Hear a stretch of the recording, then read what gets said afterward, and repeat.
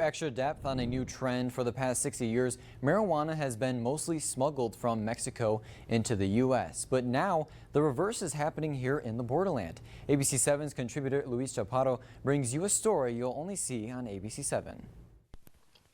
Dispensaries in New Mexico require an ID to sell you marijuana, but they can't control what you do when you step out of the store.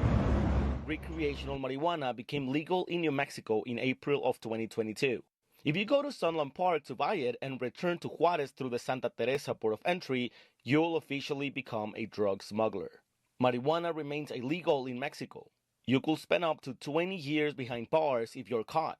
Some people buy it in Sunland Park, drive it into Texas, and then into Mexico, meaning you're breaking the law in Texas and Mexico. In Texas, possessing up to 2 ounces of marijuana is a misdemeanor, punishable by up to 180 days in jail and up to a $2,000 fine.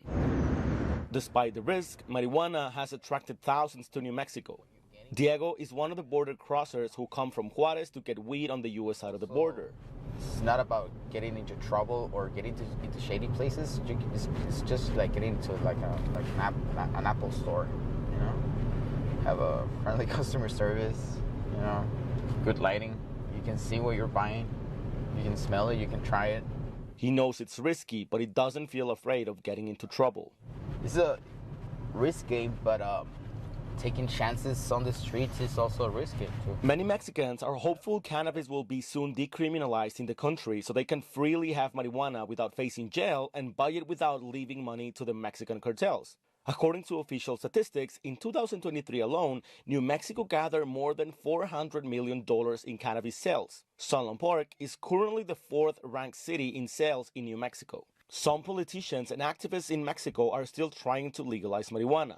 Armando Flores of Yerba Viva Dispensary says they have the proper regulation to sell cannabis to people from all over the world.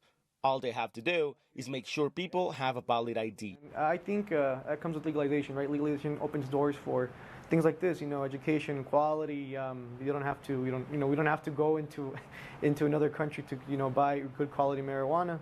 We just have to go, follow the CCD's rules and we can get it here. The CCD is the Cannabis Control Division, the government office in charge of handing out and regulating permits to cannabis dispensaries in New Mexico. But in the meantime, for some like Diego, trafficking marijuana from the U.S. into Mexico feels a bit ironic. I don't think that Mexico is that long from getting near to the quality and level like the U.S. dispensaries, but I mean, getting it back to Mexico is kind of I don't know. I find it like an inside joke. No? Luis Chaparro, ABC 7. The Mexican Supreme Court ruled in 2021 to decriminalize recreational marijuana, but Congress has not come up with laws and regulations for possession, use, or sale. People caught with it can still go to jail. And for more ABC 7 extra stories, you can download the KVI ABC 7 CTV app on your TV there, and you can watch previous extra reports, including this one. The CTV app is available on Roku, Fire TV, and Apple TV.